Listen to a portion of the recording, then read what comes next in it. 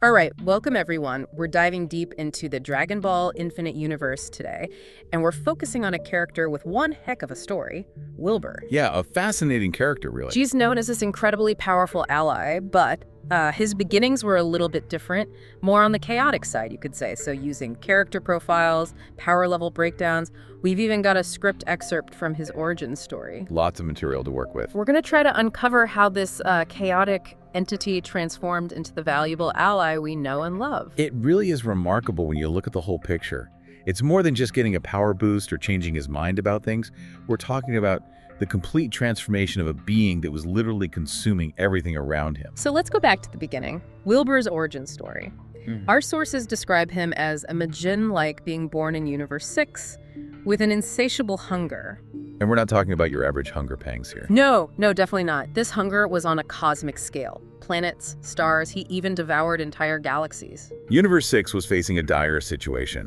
I mean, with Willbur consuming so much, it was driving the universe's mortal level dangerously low, putting the entire universe at risk of being erased. Wow, talk about a bad case of the munchies. But seriously though, that's a pretty big problem. So what could they do?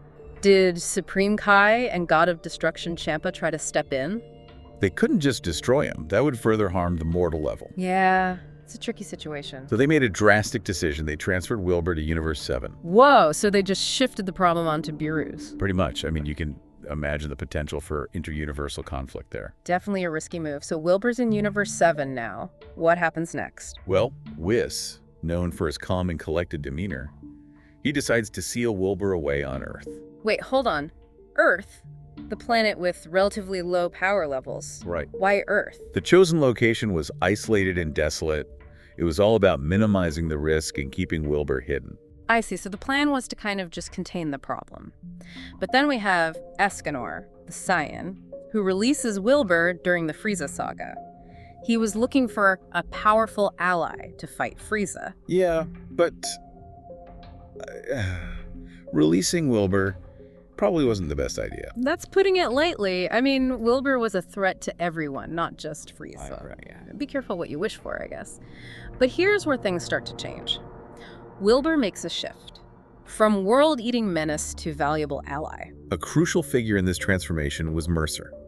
He guided Willbur, helped him use his power constructively. So we see this change happening during the Frieza saga. Absolutely. During the battle with Frieza, Willbur actually absorbs Cooler, Frieza's brother, for those who don't know. And this isn't just for show, there are real consequences. Willbur gains new abilities, a golden armor form, enhanced healing. His power level goes through the roof. Those power levels are off the charts. We're talking trillions to quadrillions. But what does absorbing someone actually entail? Is it just a power boost or is there more to it?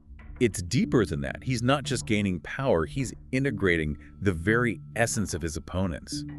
It's like he's also absorbing their skills and experiences. Wow, that's a fascinating concept. It really sets him apart from other fighters in the Dragon Ball universe. You can see in the data, sure, but it's also evident in the way he fights. He's becoming more strategic, more calculated. That makes you wonder, though. Absorbing someone like Cooler, who's all about power and ruthlessness, doesn't that risk influencing Willbur in a negative way? Oh, absolutely. It's a tightrope walk. Gaining strength, but also managing the influence of those he absorbs. And this is where Mercer becomes even more crucial, keeping him grounded.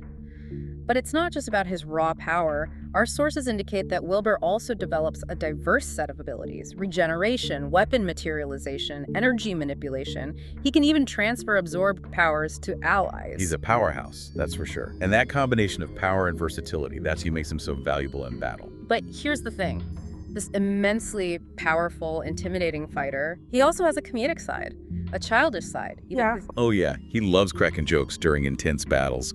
And that playful banter he has with Ascaro and Daiko, classic. So we have a planet-eating Majin who gets transferred between universes, accidentally unleashed, and then mentored into becoming a powerful ally, all while maintaining a quirky sense of humor. What a story. And we're just getting started. Willbur's journey is full of twists and turns. Next time, we'll delve into some of his key events, like the Universe 6 tournament and his encounter with Babidi. Stay tuned. Things are about to get even more interesting. All right, welcome back, everyone. Picking up where we left off in our Willbur deep dive. Last time we saw this incredible Majin kind of overcoming those destructive instincts and starting to use his power for good, Now we're going to look at one of the most exciting events in Dragon Ball, the Universe 6 tournament. I mean, come on, these tournaments are always a blast. Oh, absolutely. And Wilbur's performance, super interesting. It wasn't just raw power anymore. He was using his abilities strategically. Take the Bortamo fight, for example. Oh yeah, Butamo. Yeah. The giant, bouncy, bear-like warrior. Exactly. Willbur used his regeneration to bait Botamo into a trap, showcasing that tactical awareness he developed. He didn't just overpower him, he outmaneuvered him. It's like a whole new side of Willbur. It really shows you how far he's come from the planet-eating Willbur we first met. Right. And even in the heat of competition, that playful side of his still shines through. Our sources describe how his unconventional fighting style and that banter kept both the spectators and his allies entertained. So we've got strategic growth, we've got the playful side. But then things take a bit of a darker turn with Babidi, that master manipulator always looking to exploit powerful beings for his evil schemes. What's fascinating is that Wilbur's chaotic nature actually helped him resist Babidi. Can you talk a bit more about that? So during the Buu saga, Willbur does fall under Babidi's control, but only for a short time. That immense willpower he has, and ironically his chaotic nature, they played a part in his resistance. Babidi just couldn't fully control Wilbur's unpredictable energy. So it's like try and control a storm. It's really interesting how that unpredictable nature, once a source of so much destruction, becomes a strength in this context. It's a perfect example of the unexpected twists and turns in Wilbur's journey. And speaking of the Buu saga, we can't forget about Super Buu. How did Willbur fare against a threat of that magnitude? Super Buu was something else entirely. I remember something about Willbur absorbing some of Buu's stuff. Yeah, he didn't absorb Buu completely, but he did absorb some of his essence. It was enough to temporarily neutralize Buu's regeneration. Wow, that must have been a risky move. It was, but it bought some valuable time for the other fighters. So even against an opponent as powerful as Super Buu, Willbur finds a way to contribute. He really does. That's impressive. But these victories, these moments of growth, they don't just happen in a vacuum. You know, we keep coming back to this idea of transformation when we talk about Willbur. And a big part of that seems to be his relationships. You mentioned Mercer, his mentor, playing a crucial role. But what about his other relationships? How did they shape his journey? Well, his relationship with Escanor, you know, the Saiyan who released him, that definitely started off on the wrong foot. But over time, they developed a begrudging respect for each other. Facing those battles and challenges together, it really brought them closer, huh? They did. They found common ground. Escanor even acknowledged Wilbur's growth and reliability. That's a far cry from their initial dynamic. Oh, definitely. What about Ascaro and Daiko? How did they influence Wilbur's transformation? Escaro represents that strategic side. With him, Willbur learns to channel his raw power into something more focused, more tactical. And then you have Daiko, the comic relief. Their banter keeps things lighthearted, even when facing those universe-ending threats. It's amazing how, even with all the power levels and epic battles, it's often the relationships that make a story truly resonate. It's true. And for Willbur, those bonds clearly played a huge role in his transformation. But it wasn't just about the other characters, was it? Willbur takes his own development seriously. Absolutely. He even goes and trains with Beerus and Wiz on Beerus' planet. Whoa, hold on.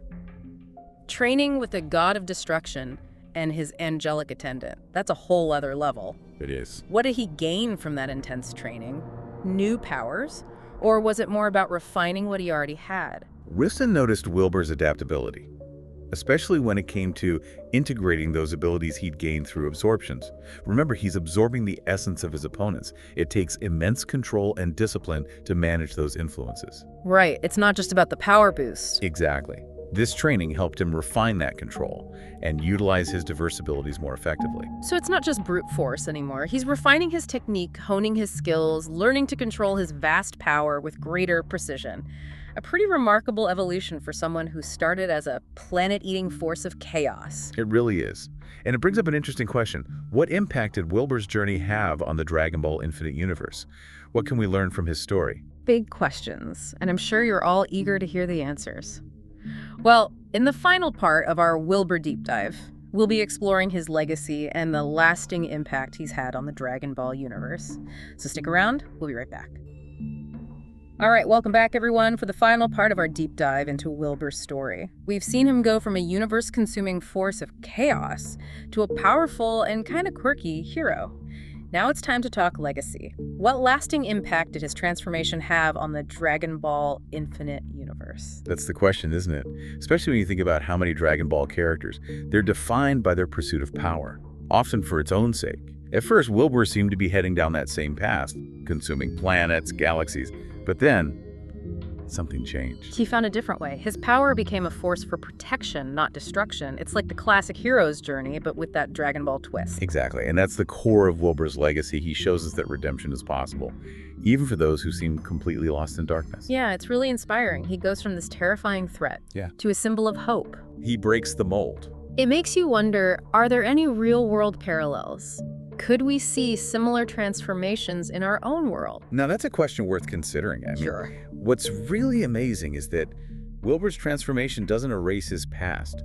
That chaotic energy, that playfulness, it's all still there. It's like he integrated those aspects of himself. Right. He shows us that change isn't about erasing who you are. It's about using your past, your flaws, to build a better future. It's like he took that chaotic energy and turned it into a force for good. Exactly. And that's a powerful message, one that goes beyond the world of Dragon Ball. It tells us that potential can be found in the most unexpected places. And sometimes it just takes a new perspective to unlock it. What an incredible journey. We've seen him at his worst, and we've seen him rise to become something truly extraordinary. From planet-eating chaos to the Universe 6 tournament, from mind control to mentorship, it's been quite a ride. It really has. Thank you all for joining us on this deep dive into Wilbur's world. We hope you've enjoyed exploring his story with us. And who knows, maybe you'll see your own Wilburs out there in the world, those who just need a guiding hand to reach their full potential.